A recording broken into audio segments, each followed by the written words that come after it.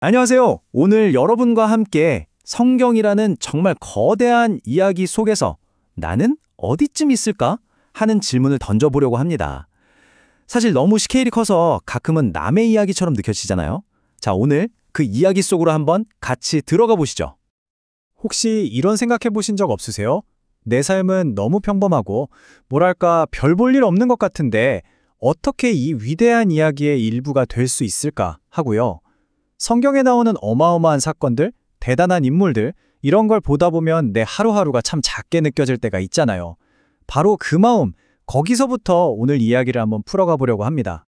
먼저 이 거대한 이야기 앞에서 왜 우리가 작아지는 느낌을 받는지 그 얘기부터 시작해 볼게요. 성경 이야기들 진짜 스케일이 어마어마하잖아요. 세상을 창조하고 바다를 가르고 한 나라를 통째로 구하고 정말 대단하죠. 근데 솔직히 너무 대단해서 와, 이건 그냥 다른 세상 이야기구나. 나랑 상관없네. 이렇게 선을 긋게 될 때도 많아요. 그쵸? 그러니까 성경 속 인물들은 완전 슈퍼스타 같잖아요. 아브라함, 모세, 다윗 이런 이름들을 딱 들으면 와, 주눅이 들죠. 마치 엄청난 무대에 이미 스타들이 꽉 차 있는데 나 같은 평범한 사람은 낄 자리가 없어 보이는 거예요. 스스로 난 자격 미달이야 하고 딱지를 붙여버리는 거죠. 그런데 말이죠. 성경이 바로 그런 우리 마음을 아는 것처럼 아주 흥미로운 인물을 한 명 딱 보여줍니다. 나는 자격이 없어 라고 생각하는 우리에게 정말 그럴까? 하고 질문을 던지는 거죠. 바로 룻이라는 여성의 이야기입니다.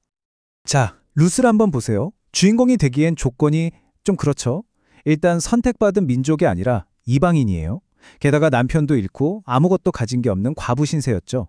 뭐랄까, 처음부터 완벽한 배경을 가진 금수저 같은 인물이 전혀 아니었다는 거예요. 어쩌면 우리 모습과 더 닮았을지도 모르겠네요. 그렇게 그냥저냥 흘러가는 평범한 이야기 같았는데 마지막에 성경이 진짜 엄청난 반전을 터뜨립니다.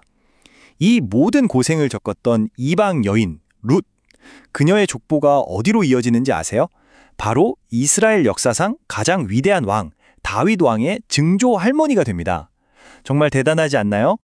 이게 뭘 의미할까요? 바로 이거예요.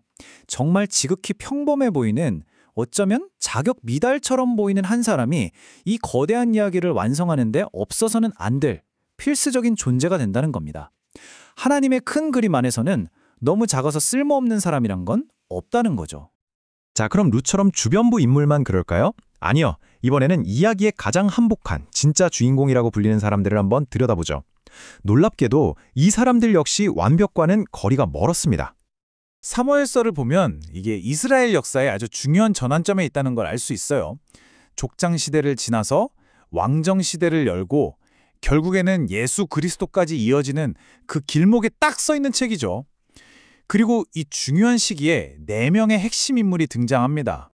바로 한나, 사무엘, 사울, 그리고 다윗입니다. 그런데 이 사람들의 이야기를 자세히 들여다보면요. 무슨 위인전처럼 멋지기만 한 게 아니에요. 오히려 막 실수하고 마음 아파하고 엄청나게 고뇌하는 진짜 우리랑 똑같은 지극히 현실적인 삶의 모습이 그대로 담겨 있습니다. 그러니까 이 사람들의 이야기는 박물관에 있는 완벽한 조각상이 아니라는 거예요.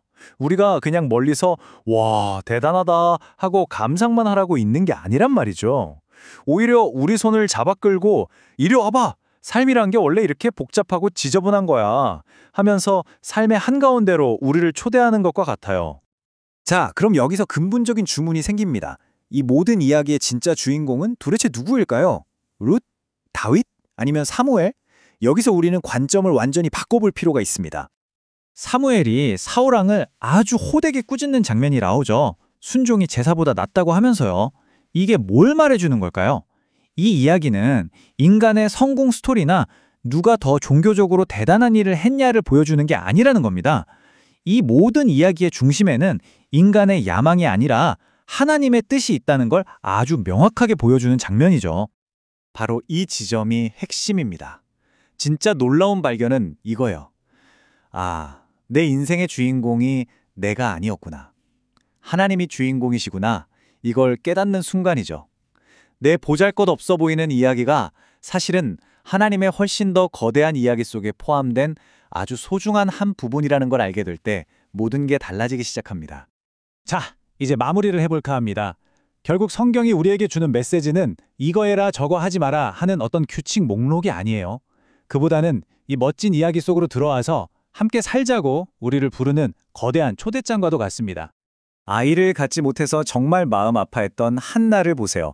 그녀의 기도는 결국 하나님은 모든 것을 주관하시는 분이라는 고백으로 끝나요. 자신의 작은 슬픔과 고통이 하나님의 더 큰 이야기 안에서 의미를 찾기 시작한 겁니다. 이어서 다윗의 기도도 그렇죠. 파란만장한 인생을 살았던 그가 모든 걸 겪고 나서 뭐라고 고백하나요? 하나님이 자기 인생을 하나의 완벽한 작품으로 만드셨다고 노래합니다.